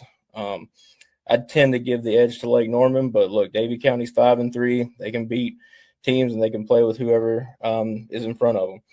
And lastly, didn't have East Lincoln on my games of the week last week, and I think Dale called me out for it. So put them in this week. But look, they coming off a loss to Hickory, another team that Maiden, who they're playing this week, has also lost to. So there's some commonality there. The Maiden Blue Devils at 6-2. Very good team, scores a lot of points, similar to East Lincoln. East Lincoln's athleticism may be a bit too much to overcome for the Blue Devils, but look, I think this game could be real close for really 3 quarters. It's really going to be about who can make the big explosive play to kind of break it open late. And that's Cam's Big Three. All right, that's Cameron with his big three. Now we're going to talk about some Mecklenburg County football. I'm going against the script because, Gary, you hadn't talked in a while. Butler Mallard Creek. Tell me about this game, Gary. Well, I can't figure Mallard Creek out. I really can't. 1 week they look like world beaters, and the next week they look like, They ran into the script last week. They ran to that script. Yeah, well, the script only goes for 10 plays. Yeah, but they were big after the script. I just can't figure out Mallard Creek. And I know Brian is thinking, I can't figure him out either. And he's paid to figure him out. So I think not much. He ain't paid much, but yeah. Well, yeah, that is true. Well, I got film in time this week. I had a chance to look at it. Okay, calm down. Calm down, Hills. Calm down. Brian is gonna take his $6.50 an hour pay, and he's gonna break down Mallard Creek and require 20 hours, and he'll earn his pay this week. But I'm like Brian. What makes it a big game? Why are they gonna have limited sales? I do. That one was surprised. There's some other ones on the schedule I can see, but definitely not that one. There's one with dance playing and I can see. But I think that's in Butler's favor if Mallard Creek doesn't have a big crowd. That now what Tinsley's gonna hear is all them daddies in the stands yelling about, what are you doing, coach? What are you doing? And Brian won't have to do that because he has a reputation that backs what he does. So it's an interesting game, and it's really gonna affect Mallard Creek's seeding if they don't win this game. It can really enhance Butler's seeding if they can win this game. So it's both of them are playoff teams, but it's big for seeding purposes, and it's hard to predict because you don't know what team you're gonna get from Mallard Creek. Well, Coach Hales, what team do you think you're gonna get? I mean, I expect to get the very best of them. I mean, it'd be foolish of me to go into this thinking otherwise. I think for us, having played West Charlotte last week is kind of a big advantage for us because it forced us to have to play a certain kind of way. And I mean, not that we played that way all that great, but I mean, we had to play faster. We had to try to play more physical. And, for us to be able to beat Mallard Creek, which they are bigger than us, they've got a bigger team than us. They have bigger numbers than us. We needed that last week to kind of get us, physically and mentally prepared for it. And, some of the things that we talked about with our team last week are going to be really, really important. And, the big thing I talked to them about was about what toughness is. And I'd seen a Nick Saban clip where he was talking about buying windows for his beach house. And he asked, what's the best type of windows? And the window guy is like, the ones that could take the most before they break. And that became kind of a really big deal for us this week. And, how much can you take before you break your focus? How much can you take before, you take your eyes off your mission? So, for us to have to play against the West Charlotte last week is going to help us. And just to see the way our kids responded after the game. And, Saturday morning we came in and just the positivity knowing that, hey, we can play really hard for 4 quarters against a really, really good team. And, now we just need to carry that into our preparation this week. Awesome. All right. Well, Dale, we got Charlotte Latin and Country Day. This used to be the private school game. Now another one is, but this used to be the game. Yeah. Both teams on the upswing. What do you think about this one? I think it's got potential to be a good game, but I think Latin just ran into a buzzsaw this past weekend, kind of an outclass of who they are. And I believe this is a step back to a team that they can compete against and I think can win. And I tend to believe that Latin will take this game. Wow. I think both of them are coming off a loss. Country Day lost to Christian, correct? Yes. Yeah, so both of them are coming off similar, this is for the bronze medalist right here. Let's just be honest. They get on the podium. You got Providence Day, who's by far the gold medalist in the area. And then you got the silver medalist that's showing themselves and it's always trying to compete for the gold is Charlotte Christian. Right. And but this one right here, this is the first time we can say in my last 5 years of covering these guys, that these two teams are relevant enough to be on the podium. and who's going to be on the podium. I think you call this the podium game, even though they got the playoffs coming in. But this is an exciting game. I really don't know who's going to win this one. If this game is a CMS, it'd be a high-profile game. This would be a high-profile game. I tell you what, you know, when I was at Providence Day back in 2002, 2003, going up against some of those Latin and Country Day teams, those McNulty and Whitman teams with Pierman, and those guys at Country Day, Braden Hanson, and some of those guys, they had at Latin, and the fullback that went to Carolina, the name escapes me right now, Mark Pascal. Like, those are some big time teams and big time games, and I love it. I think it's really cool to see these teams, start getting themselves, kind of reestablished into the hierarchy and be back in the conversation. It's nice. We talk about it's nice, and Richmond County is good. It's good in Charlotte when Latin and Country Day are good. Yeah, Gary, I want you to tell me about West Charlotte Chambers, and Sam, I'm gonna let you talk, but I just need one favor. I don't need any interaction at the 50 before the game. Keep your guys over there on the 30. Ask Kills. We're not a mouthy group. We're not no interaction. There was some interaction in the preseason game between these two schools. Gary, go ahead.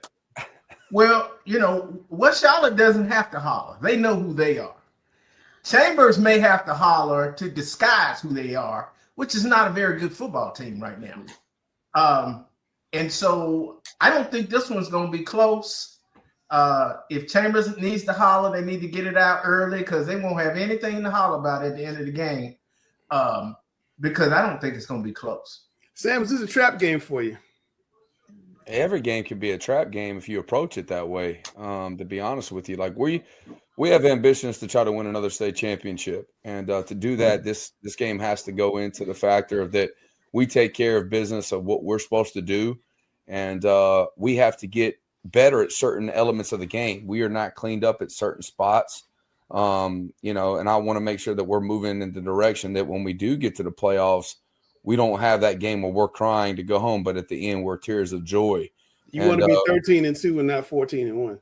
That's correct. Because there's a certain team that will be 14-1. Nah, they wouldn't be 14. See, that's where y'all want to put that into the fold. No, that's what you mean.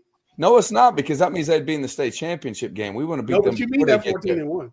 No, they would be like 12-1 and 13-1. One of those two. Seems technically. So y'all always like to put that in there to make but it's all good. No, I mean, I don't think there's going to be any issues going at the 50 type deal. I think Coach Cap's done a great job of putting his imprint on that team. They're a very competitive team. We saw them be able to beat the Clovers and compete with certain teams, and then they had a little bit of lumps in the road, and then they're getting back on the winning streak right here, beating North Mech. Right. So this is a rivalry game for us, and we like to look at every game. Like a lot of people, we want their best, and that's going to help us sharpen as we get to the playoffs. I don't want people to slip up when they play us. We want their best, and it's going to make us sharpen our tools better so that when we need them, we have those weapons. And so we look forward to this game, and definitely not a trap game. Every game can be a trap game for us. I'm just saying North Mech, West Charlotte, that's an old rivalry, and they're gonna put we've that's what I'm saying. I think we've built our program to a point that every game we play is high profile, and that's the way I want it to be. You shouldn't say that, Sam. You shouldn't say that. I ain't talking about that. Whatever, they got to write that. Someone got to write a check. But I'm saying we want everybody's best, and we're getting everybody's best, and you wouldn't want any other way. It's all good. Gary, your school, Hopewell, has 66 points, a school record against Garinger on Friday. They hope to keep that momentum going before they play Huff next week. Got West Mech going to be favored. Hopewell's not favored in a lot of games. How do they handle that?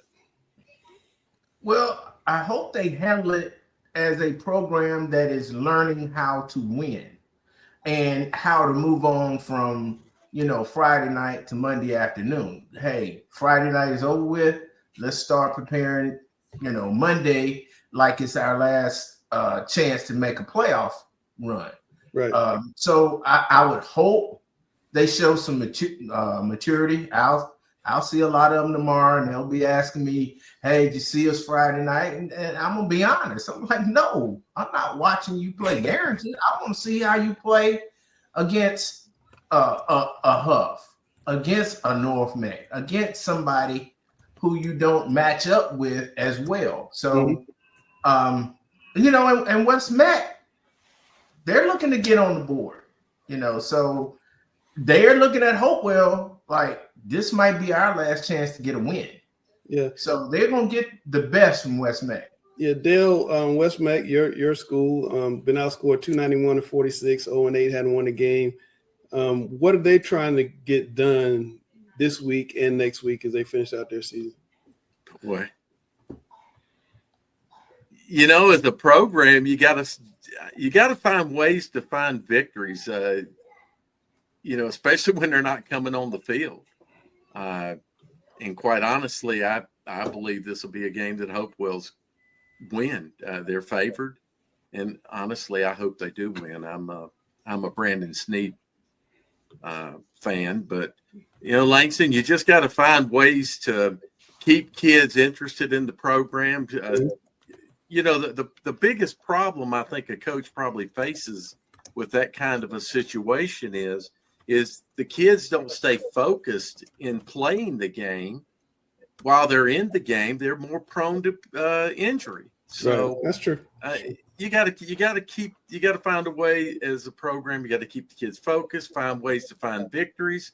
That whole stuff that I like to say about play to play, win, do better from next play, etc. Yeah. Those are the kind of things you got to kind of work on, and then just hope they can lead to something positive at the end of the game. I definitely wouldn't have played West Mac if I knew they were going to be and what they are, because it's killing my RPI right now. Battle of the West Side Trophy was not worth it. One thing I do like about the CMS schedule, West Mac plays Garinger to end the season, so one of those teams get to go off with a good feeling. Just to get a win. It's a chance to. I mean, both teams are going to that week. I mean, it's almost like their state championship week. They know they have a shot, and somebody's going to get a win. So I really like that. Okay, so Gary, I want to bring you back to the game of the week in Charlotte, or one of the two games of the week in Charlotte. Providence Day at Christian is one of the best rivalries around. Providence Day, as you know, won't even call Christian by their name. It's a school down the street. What do they call? The school down the street. School down the street. They won't even if you call Jaden Davis right now at Michigan, Jaden, they're about to play Christian. Oh no, that's the school down the street, Mr. Works. That's what he said. Okay, kind of like Ohio State won't say Michigan. They say exactly. School up north. School up north, exactly. That's school up north. I think Ship started that, by the way. He did. Yeah. But what do you think about this game, Gary? It's a chance for Charlotte Christian to pull off an upset. It's going to be tough. I don't see it happening, but it'll be competitive. No, it will not. Gary, no, it won't. This game is not competitive. It's a different level here. Okay, let's call it what it is. Okay, Providence Day is playing more of a national schedule. They can play with everybody, the Grimsleys, ourselves, Huffs. They can play in this brutal of a schedule. I don't think Christian can. They try to, and they get beat up by the Independences and the rest of them and things of that nature. This is a 21-point game minimum. Wow. If they keep it within 21 Sam, give me a way Christian can win, because I think what happens is Providence Day tries to knock you out quick. So you'll get knocked out quick, control the ball, run the ball, keep the clock running, keep Zayd Lotto on the sideline. That's not their style. I wouldn't run two safeties high because he's going to kill you running like he did against Latin. But I'm saying, give me a scenario how Christian can win this game. They would have to go against what they do, and they can't do that. They're very spitting images of one another. Just one has a lot better potential than the other one. It's not like they can get under center and they can milk the clock. They can make some checks at the line and do some things and run the ball here and then mix this up and then milk the clock away and then try to get a couple of turnovers, because Providence Day is too efficient. They don't create a lot of turnovers. Their kicking game, they don't have a lot of flaws. So this is you're going to play with a lot of passion and do everything you can. At the end of the day, that's still going to be 21-point win the other way, minimum. Like if they keep it within 21, that's great. That's unbelievable. But I'm looking at 30, 35 points or more here. All right. Well, that's a problem. That's the potential problem right there, Sam. Is if Providence Day feels like they've got a 21-point win under the belt. They don't do that. No. Well, I hear that, but they can't do that because there are some motivating factors for Christian. And can they find ways to turn? This is a highly there are 3 games. Three Yeah, games the the Providence games I've- League is up for Raven Gap, Christian, and Exactly.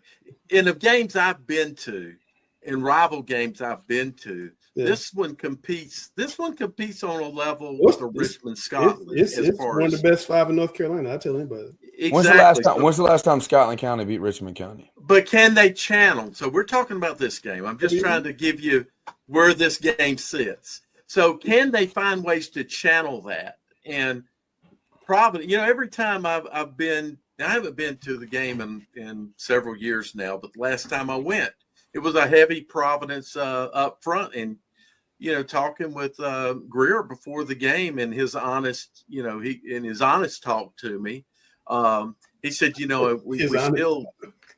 honest talk, in other words, not the coach speak. Not a bravado. When he comes on the show, gives us all that coach speak.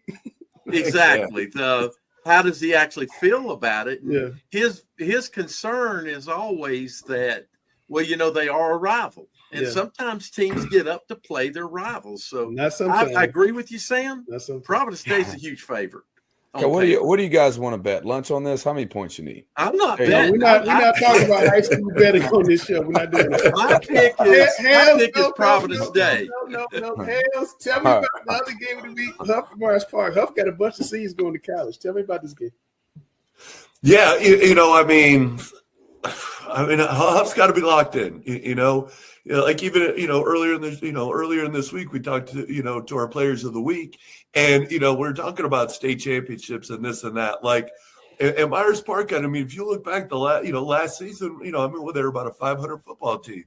So Huff can't look past that. Huff's got to be locked in, and if you're a state championship football team, you're going to come out then guns a blazing and just ready to take them out right away. And if you don't, they're going to hang around. And again, we're not talking about chopped liver at the Myers Park just hanging around here. Like, Myers Park's a good football team. Like, I saw them on the field right before we played Olympic, and they look bigger. They were bigger than I thought they were going to be. They're big. So, yeah, plus the fact and honestly, guys, one of my favorite places to coach, one of my favorite stadiums in Charlotte is Myers Park. I love going over there, and I think that's going to be an awesome environment. I think it's, hopefully they let everybody into that game, but I think it's going to be an awesome, awesome game. I think it's going to be a great environment, but if you're Huff, you come out early and you got to establish you're going to be an alpha. Otherwise it's, we're going to be asking questions again. Gary? The one big thing is that, I don't think, I could be Tyron, the wide receiver, did not play the last game. I think injury, that's a big miss. That's a high targeted guy that's going to go against very great opponent that's already taken down, like you said, Weddington early in the year. So this is a game that's a lot more closer, but I think Huff is the better team here, and personally I'd be rooting for Huff, and everybody be like, why would you be doing that? And I'm like, why would you be doing that, sir? Pretty simple. RPI. Because RPI. I know. I just want to say. Yeah, that's exactly what it is. Because if Myers Park wins this game, now both of them are going to be ahead of us in the RPI, and I want to try to get into that bye scenario. That's Gary, is this a holler championship? Because I think it is. What are they hollering about? Who's gonna buy the latte? Maybe the coach. Espresso. The students might be talking about the latte, but the players God. gonna be hollering. It won't be any hollering between Huff and Myers Park. It might be a race. It might be a race. Chachi will holler. Chachi and the quarterback coach, the quarterback coach from Myers Park, and Chachi. That'll be the loudest two right there getting out of it. It might be a race between the parents of both schools to see who can get to South Park restaurants first. But it should be. You're unreal, Gary. His name is Gary Richmond. He'll be here. Mr. Richland. No, but I think it's going to be a real good game because I really like Myers Park's defensive line. And the place that I have really seen the most improvement over Huff the last few years is in their offensive line. Yeah. And so I'm really looking forward to seeing Myers Park defensive front go up against Huff's offensive line. I think that should be a game or the battle within the war, so to speak. So I'm looking forward to that, but I still think Huff is the better team. I think Huff has more team speed than Myers Park. I've seen both of them, and I think Huff has more team speed than Myers Park. Hales, put a ball I think one thing that absolutely is going to matter, and I know Myers Park had the big game with Weddington this year, but Huff's used to being in big games, year in, year out. Their kids, their coaching staff, they're used to being in games like that.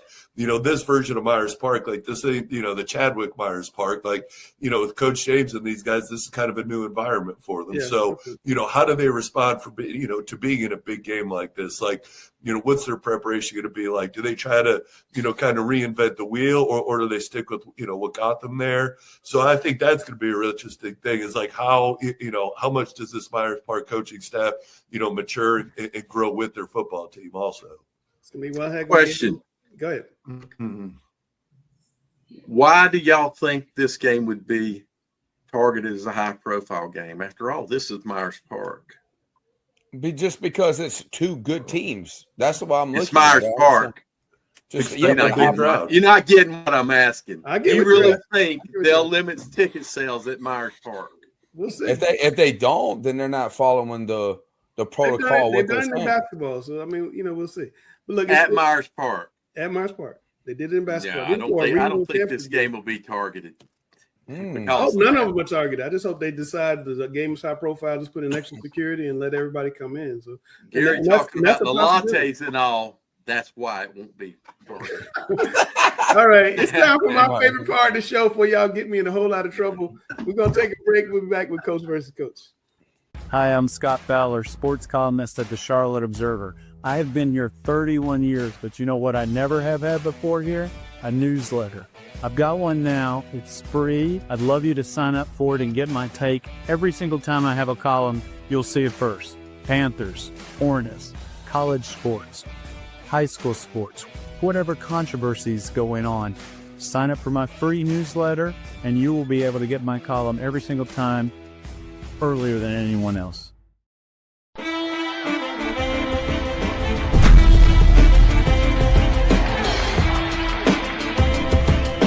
All right, this week, Cam's one-on-one interview. I've got the quarterback of the West Cabarrus Wolverines, Mr. Jonte Harrison. I've got to see a lot of this kid over the last couple of years because my brother actually plays on the West Cabarrus team as well. So I've seen Jonte kind of grow up through the JV ranks and now varsity starter in his senior year. Jonte, welcome to the show, man. What's up? All right, let's look at some of your huddle highlights. If Langston can plop those up. One thing I know about you, you run and you run hard. You can also throw pretty spiral. Just looking at this ball here, placed perfectly on the money. But I want to get some of these running highlights if you do have them. But I know you run hard. What is it about playing quarterback that kind of makes you tick? Because I know a lot of people that play different positions, they play them for a reason. What is it about quarterback that you just love playing? I just love being a leader, you know. I love determining the game myself, like putting the team on my back. When a team needs something, just come to me. That's what I'm loving about the game. That's what made me want to do it. Yeah, talking about putting the team on your back, let's talk about that game last week. Absolute nail-biter against Cox Mill. It gets to overtime. There was no doubt in my mind that I knew Coach Matt Jenkins was going to go for two. What was the play design? What was the play call? Because, I mean, that was the best blocking I had seen all night. You walked in on that touch or on that two-point conversion. So what we had on the first touchdown in overtime, we had called a jet sweep, which was just a fake, and then I was going to power it through.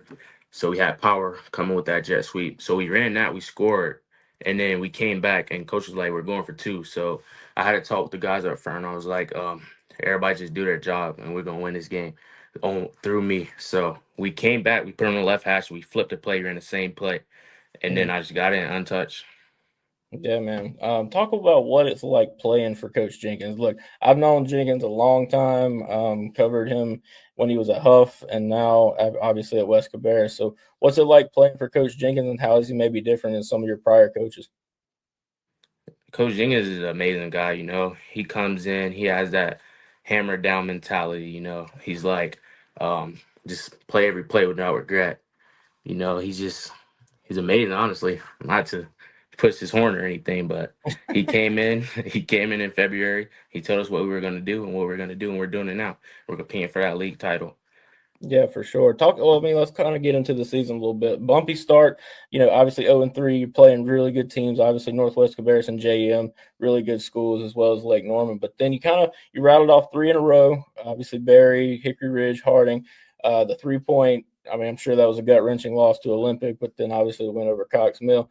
And you've got Central and A.L. Brown left on the schedule. So just what's the message in the locker room right now? And obviously you said you like being the leader. So what's your message to the team to get these last 2 wins and compete for that title? So we came in after that loss to Lake Norman, where we were 0-3. We sat outside and we had a talk, and we said one thing: live with no regret. So when you 5 years from now, what you want to do, live with no regret. So we started 0-3, and then we just getting everybody to buy in. And we won 3 in a row, and we lost to Olympic, which was, oh man, that one hurt. I'm not gonna lie. And then we came back, and it was like, no regrets. That's just our motto for the season, honestly, just no regrets. That's what we want to do every game. We want to win. We want to play our hardest, play with no regrets. So the Cox Mill game, we won that game. So next week, we got an amazing chance here to beat Central Cabarrus. I think we'll do pretty good against Central Cabarrus. I think we'll win. Not to push the horn or anything, but we will win. I like the confidence.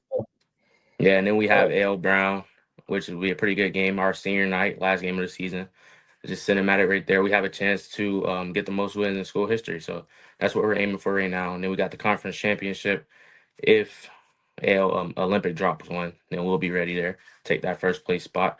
But for now, we just focus on winning those games ahead of us right now and getting into the playoffs. I got you. Yeah. Right now, I think the latest RPI projections had you guys right in the mix, but I do want to ask you, what do you want your stamp to be on this program? Because obviously you come in, you replace Jared as the QB1. So you're a varsity starter for 1 full season. What do you want your impact to be and your legacy to be at West? I just want people to remember me as the greatest, honestly.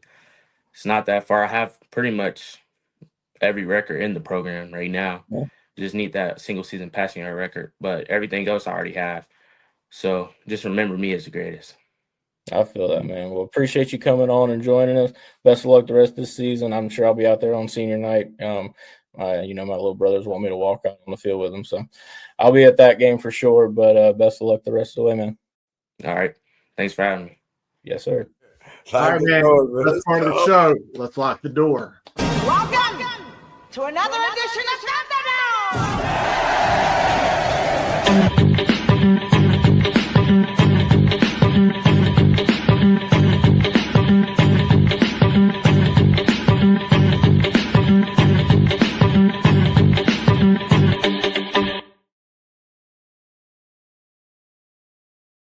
All right, guys, going into week 10. So let's do some coach versus coach action. Let's go to question number 1. Tell me about the toughest loss you've ever taken as a coach and a player. Coach Hales, you're up top. I'm going to go with you first. The player, it's tough because, like I said, I played at Kent State, and we lost pretty much every game we played. So I'd say as a player, college would be my toughest loss. But as a coach, the two that jump out to me are 2011, my first year as head coach up at Greensboro Page. We were in the second round, coming off 2 state championships. We had a big lead at halftime. And it seemed like everything that didn't go wrong the previous 2 years all went wrong in the second half. Being a young head coach myself, I lost my mind. I learned so much about, the kids are watching you. They're going to react how you react. And I absolutely lost my mind that night. And James Summers had a lot to do with that. And I think the other one was the 2014 game against Independence over at our place where we scored. We were actually down about 2 or 3 touchdowns. We scored with under a minute left to take the lead. And then they threw a screen pass where Brandon Brown got blocked in the back, Joe Evans. And, they ended up scoring a touchdown with about 10 seconds left. And so that was a tough one for us, man. Gary. As a player was my senior year at North Mecklenburg, 1981. I'm dating myself now. We were playing West Charlotte for the right to go to the state playoffs. It was a tie game until the last 2 minutes of the game.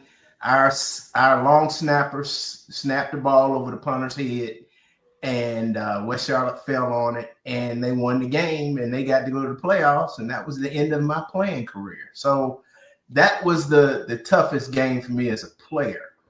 As a coach, I know this is a football show, but I also did basketball, and my advanced team in 2003, we lost the state championship by 3 points in the last minute. So that's always going to be the toughest loss for me as a coach. And as a football coach, I think it was 1998. We were second-year school advance, and we were the first 2-year program ever in the state of North Carolina to make it to the state playoffs. And we upset a team in the first round. I think it was AC Reynolds at their place on a 2-point conversion, and then came back to earth. The next game we got beat by Ashbrook, which was the dominant team in our conference at the time. But the reason it hurt so much is because of the group of kids that I coached. A lot of kids that were on that second-year advanced team, they still stay in contact with me. They text me, they contact me on social media. That's the group of kids on that team I'm the closest with to this day. So when those guys got beat, that hurt a lot. Yeah, when you're telling a story about 1981, man, I'm just visualizing. Even my visualization's in black and white. That is great. That is so true. That's good stuff. But great storytelling. So toughest loss I ever took as a player when I was at Butler High School was when we were the best team in Charlotte. We just beat Myers Park when they had like Omar Gaither and all those guys. And so we go into the regional final to play Richmond County at Richmond, and we were up 20-6 at halftime. And we ended up losing that game late to go to the state championship. And I'll never forget, it was just very tough because we had a lot of magic in ourselves, but that Raider magic came into the fold in the second half, and it was very difficult. You always don't want to be crying at the end of the year because there's no other game to come to. So that was brutal. Toughest loss as a coach, been a few of them. Regular season would be when I was at Harding. And, defensive minded guy, the second year I was at Harding, I did not call the defense or have defensive influence. I was calling the offense, and we were running wing T. As much as y'all give me crap about not scoring point stuff, we lost 56-58 or something like that. And we got all the way down to the 2-yard line, and the clock ran out on us. And to Audrey Kale, that was the toughest one. Joe Evans, still gives me crap about that one. But in the playoffs, those were the ones that hurt the most. And at West Charlotte, we lost to the number 1 seed, Kings Mountain. We had that game won in the fourth quarter, and they came back and beat us at the very end. And then the following year in the third round, we lost to Crest in overtime, where all we had to do was make a 10-yard field goal right before the end of the half. We milked it all the way down and missed the field goal. And then in overtime, we scored right away, and then they went for 2, and we weren't able to stop them from going for 2. So those were brutal losses there as a coach and a player. All right. Hey, Sam, we'll stick right here with you. Question number 2, coach versus coach. Who's the best player that you coached that wasn't a star guy? That is good. A star guy to me is a lot of times is the guys that score touchdowns. So I'm going to go a different route with this one. Like Hollywood. Yeah. Hollywood Smothers, Kavaris Crouch, Dante Nicholson, Jamari Nichols. Like I've coached a lot of guys that are in the headlines a lot of times. The best player I've ever coached plays in the NFL right now. His name is Javon Gwynn. He was a 6'2" lineman, most explosive player I've ever seen with that size. He wrestled. He competed for state championships. He learned how to wrestle in 2 years, and he was competing for a state championship the second year. I've never seen someone, we called him Big Red, but the only tendency that we gave away that year that we won the state championship at Harding was actually we ran the ball behind him. If we pulled, the ball's going there. Don't worry about the misdirection. Wherever that guy was pulling to is where we were going because he was a human plow.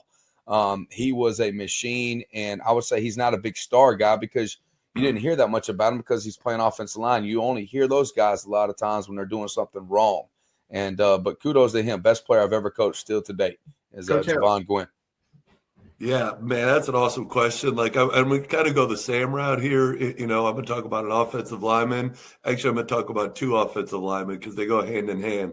And one of them, of course, is Kendall Lamb. Kendall's in his 11th year in the NFL right now, but there wasn't a lot of, hey, Kendall Lamb's at Butler. Like, there's going to be scouts all over the place. Like, Kendall was an under-the-radar kid coming out of high school, went to App State. He made some all-state teams, his senior year, but he wasn't like a preseason all-state kid, anything like that. But and if I want to even take that a little bit further, the left guard who played next to him on those, first couple of state championship teams was a kid by the name of Ryan Farrell. And we beat Independence the first time in 2009 over at their place. We ran the ball 52 times that night. 47 of them were to the left side. And it wasn't just because Kendall was there. It's because we had a kid named Ryan Farrell who went on, and, he played up at Emory and Henry and had a nice career up there. He's a firefighter now. But he was a kid that, like, if, he had the measurables, and I told the team about him the other day. If he had the measurables, like, he would have went, probably played major college football. But, he was a 5'10" kid. But, again, he was a great player. He was so much fun to coach, and he was like the quintessential offensive lineman. Gary. Like the coaches are, I got two kids that come to mind immediately. The first one is a kid named Randall Ingram. He could play any position I told him to without ever practicing it. Coach? Huh? The coach? He coaches now, that guy? Or Yeah. Okay, Yeah. And he could play any position I told him to without ever practicing it. I could say, hey, Randall, go play fullback, go play free safety, go play corner. And he knew the scheme. He knew how to play it without practicing it. But he was our star at Vance. So the guy that was a non-star was a kid we had named Ken Adams.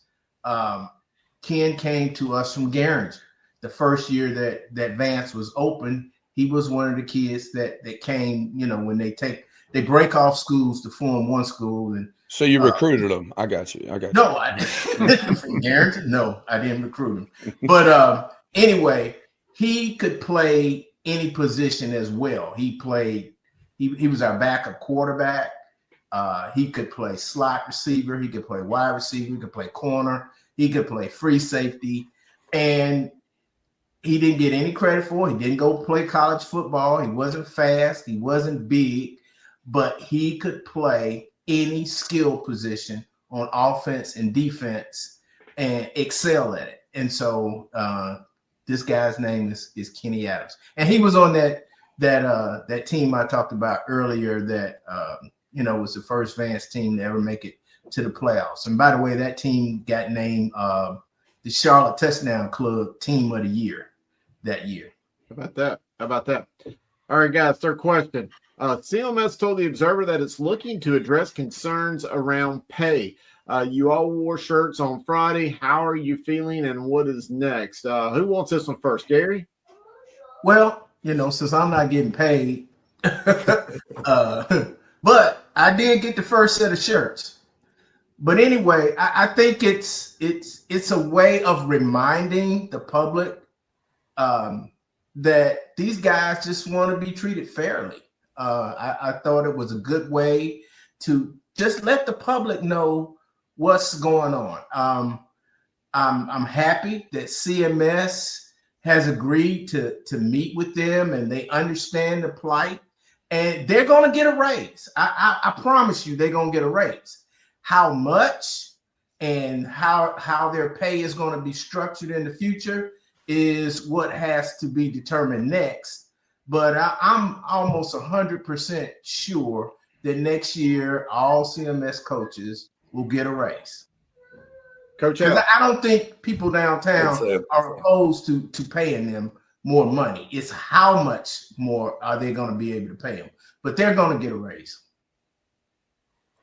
Yeah, I mean, I'm optimistic, just based on the things that I've been hearing, things I've been saying, I'm optimistic. I'm guarded at the same time. I've been told things before that haven't happened. But, again, I'm optimistic, and I think, the big thing is this, just like we showed Friday night that we're in this together and we need to stick together as coaches. And I think we're going to do that, and I actually had a couple of parents after the game Friday saying, or asking where I got the shirt. They were in support. They said they'd wear the shirts as well. So, I think just that we got the awareness out, kind of what the situation is. And, some of the things that we do, I think a lot of people just are unaware of it. So, that the awareness is being brought to it. They said they're going to visit on the topic. So, like I said, I've got guarded optimism, but I do have optimism. Yeah, it's definitely, this is a chance for CMS to do the right thing. I think it can affect so many different areas of just how we can get better overall. And like how much, we don't know, but it should. I would love for CMS, this is an opportunity to say, you know what, we care about the people that are in our system more than you.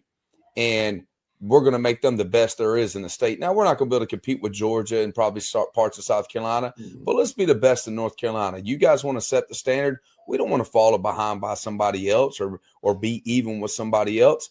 And if they do that, you will see the greatest turnaround of how CMS, now everybody's going to compete to want to have jobs at CMS, and the quality is going to get better and the cultures are going to get better. And everything we do, you'll see more and more support from the bottom up to the top. And I think this is an opportunity where they can show how great they can be, and they need some good publicity. So I got optimism for that, but I am guarded, like Coach said. I don't want them to screw this up, because this is an opportunity where they could do something really great and be like, look what we did. Look at what the regime up top did. Okay, they understand the impact that we're making in all sports. It's not just football, but there's different ways how we can do the best there is in all LEAs. Be the best. And like Sam said, this is one time that they can't blame this on Raleigh. Teachers pay and funding for the public schools, that comes from Raleigh. And so when they don't have enough for teachers or for facilities and things like that, they can blame that on Raleigh and they would be legit. But you can't blame coaches' pay on anybody but the people that make those decisions in Charlotte-Mecklenburg. So it starts with the school system, it goes to the school board, and then it goes to the county commission. We're not going to put all this on CMS now, because some of this money has to be approved by the school board, and then the school board has to get the money from the county commission, because this is an LEA situation, not state situation. I guess the thing that sticks out to me, and I'm going to let Sam get his final thoughts when we get out of here, was that Cabarrus County, right next to you guys, makes almost twice what you guys make if you're over like 10 years of experience. And I just think Cabarrus County is a great school system, does great things, but Mecklenburg County is the epicenter of sports, major sports in Charlotte, in North Carolina. And I just think the coaches here, the length of time you guys ask to coach in football, baseball, basketball, all these sports that make these state championship runs every year. And I think you don't get paid once the regular season ends. And in you guys' cases, you don't get paid in the spring or the summer. I mean, I wouldn't work for the Charlotte Observer. They weren't paying me in the spring or the summer. I'd be like, I'll see y'all in August. But so basically, what we're doing right now, working for free. So I'm glad. But I'm glad. I mean, you got to give Erica Turner and her team a lot of credit, because they are fighting for you guys, and I do tend to agree with Gary on that point. Go ahead, Els. Well, and this is the thing too. Kind of what Sam's saying, it's their chance to do things right. Like, this is their legacy. They've got a chance to leave a legacy and say, look what we did. This we did during our regime.